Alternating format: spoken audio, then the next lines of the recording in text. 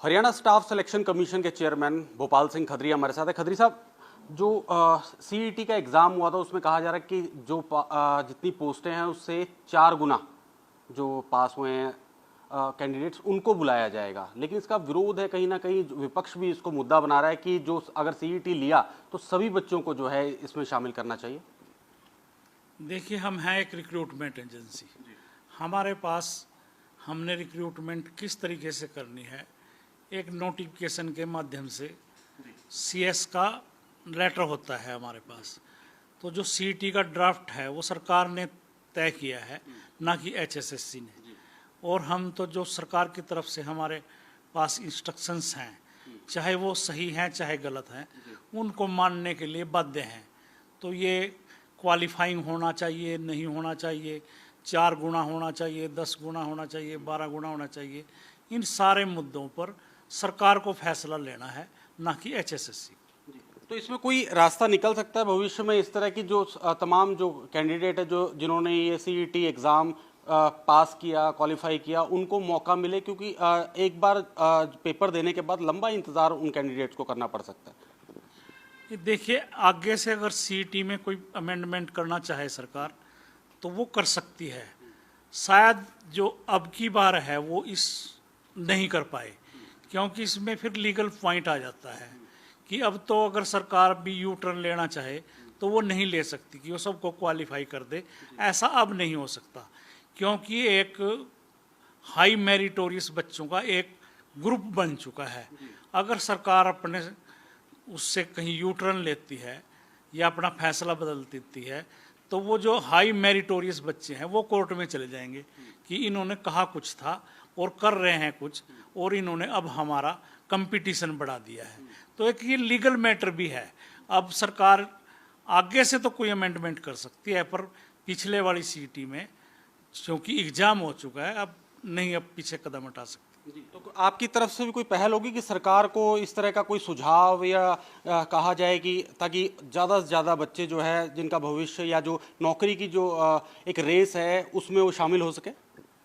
सरकार अगर चाहे कि हमारे को इस बात पे मुद्दे पे बुला के, तो हम अपना पक्ष रखेंगे कि इसमें क्या कठिनाइयाँ हमारे को हैं, क्या कैंडिडेट्स को हैं।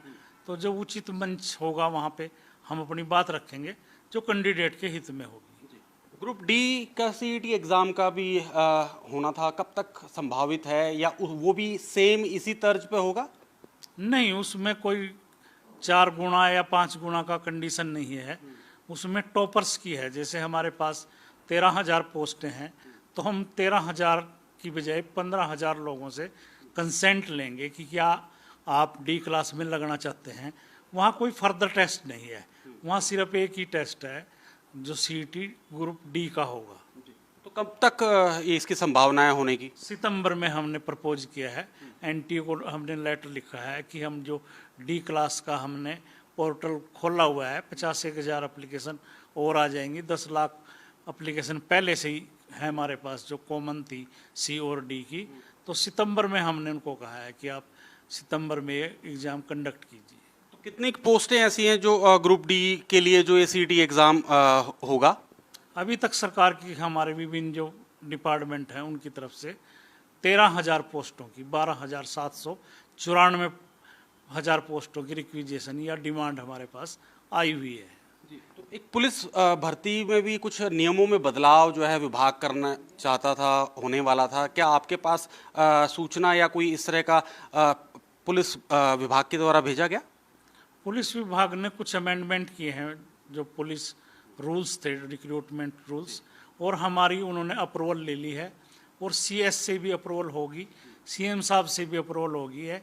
अभी फाइल शायद एफडी में पड़ी है और मुझे उम्मीद है कि वो बहुत जल्दी हमारे पास जो नए रिक्रूटमेंट रूल्स हैं वो आ जाएंगे और उसके बाद हम विज्ञापन करेंगे पुलिस भर्ती का। तो रूल का कुछ पता चल सके कि क्या उसमें चेंज हुआ है, कितना उसमें आने वाले समय में जो भर्ती होगी उसमें चेंज दिखेगा? उसमें पहले उन्होंने ये किया हुआ था कि 7 गुना लोग जो टॉपर लोग थे, 7 गुना वो रेस के लिए आते थे, जिसको हम पीएसटी कहते हैं।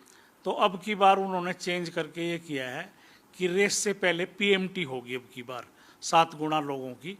हाइट और चेस्ट मापेंगे, और जो पीएमटी में क्वालिफाई होंगे उनका 4 गुना का रिटर्न टेस्ट होगा, और रेस जो है बिल्कुल लास्ट का इवेंट होगा। जो 4 गुना लोग पेपर देंगे वो ही दौड़ रेस में हिस्सा ले सकेंगे। तो कुछ जो सीक्वेंस थी कि पहले क्या होना बाद में क्या होना, वो कुछ चेंज हुई है, और कुछ ये चेंज हुआ है कि हाई क्वालिफिकेशन के नंबर उन्होंने अब की बार नहीं रखे। जैसे बीए के 4 नंबर मिलते थे, एमए के 7 नंबर मिलते थे, तो वो सारे नंबर काट दिए हैं। और इसी तरह से सोशो इकोनॉमिक के नंबर भी 2.5 कर दिए हैं, सिर्फ 2.5 नंबर मिलेंगे सोशो इकोनॉमिक के, और सिर्फ एक्स्ट्रा क्वालिफिकेशन के तौर पे सिर्फ 2.5 नंबर एनसीसी के मिलेंगे।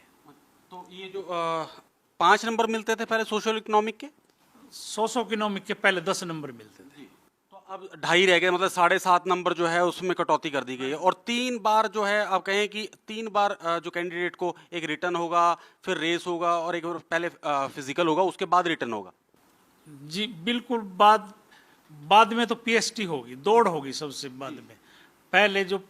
पहले सिर्फ हाइट चेस्ट होगी, जो उसमें क्वालिफाई होंगे वो 4 गुना लोग, जो सीटी का ड्राफ्ट है 4 गुना लोग एग्जाम देंगे, और उसके बाद रेस होगी।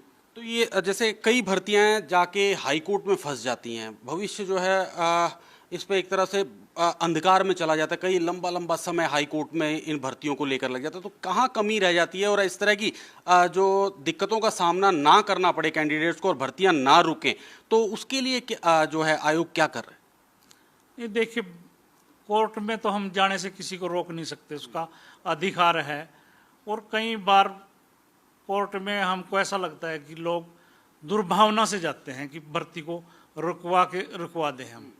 जैसे कल ही एक कोर्ट केस में गए, उस एग्ज़ाम भी नहीं दिया कैंडिडेट ने सीईटी का, और जाके ये प्ली ले ली कि मैं तो जनरल नॉलेज जानता ही नहीं, मैं तो टेक्निकल पोस्ट का कैंडिडेट हूँ, इसलिए अगर सीईटी लेनी थी मेरे से तो टेक्निकल की लेनी चाहिए थी। और कोर्ट ने उसको अलाउ भी कर दिया कि इसको अगला पेपर दिलवाया जाए। तो इस तरह की कठिनाइयाँ तो होती हैं कि जब भी कोई नई चीज़ होती है उसको चैलेंज तो करते ही हैं लोग। तो इस साल कितना लक्ष्य रखा है युवाओं को नौकरी देने का, क्योंकि चुनावी साल भी इसको कहा जा सकता है, तो कितने युवाओं को जो है नौकरी इस बार मिल सकती है? सी क्लास के लिए हमारे पास 32,000 की डिमांड सरकार की है, और 6,000 पुलिस कांस्टेबल मेल फीमेल, और 7,500 हमारी जो टीजीटी की भर्ती वो प्रक्रिया चल रही है। डीवी के लिए अभी बच्चों को 2-4 दिन में हम बुला रहे हैं, और उसके अलावा लगभग 13,000 डी क्लास के लिए। तो इस तरह कुल जो हमारा 31 दिसंबर तक का सरकार ने टारगेट दिया है कि 60,000 इस प्रदेश के युवाओं को हम नौकरी दे चुके होंगे। शुक्रिया हमारे से बातचीत के लिए। तो ये थे भोपाल सिंह खत्री, जिन्होंने बताया कि पुलिस भर्ती के अब जो निकलेगी, रिक्रूटमेंट होगी, उसके क्या नियम रहने वाले हैं, और 31 दिसंबर तक जो है 60,000 युवाओं को नौकरी देने का लक्ष्य जो है सरकार ने आयोग को दिया है। तो अब देखना ये होगा कि कितनी भर्ती हो सकती है इस प्रदेश में, कितने युवाओं को नौकरी मिलने वाली है। मैं अभिषेक तक्षक, कैमरामैन धनंजय के साथ, पीटीसी न्यूज़, पंचकुला।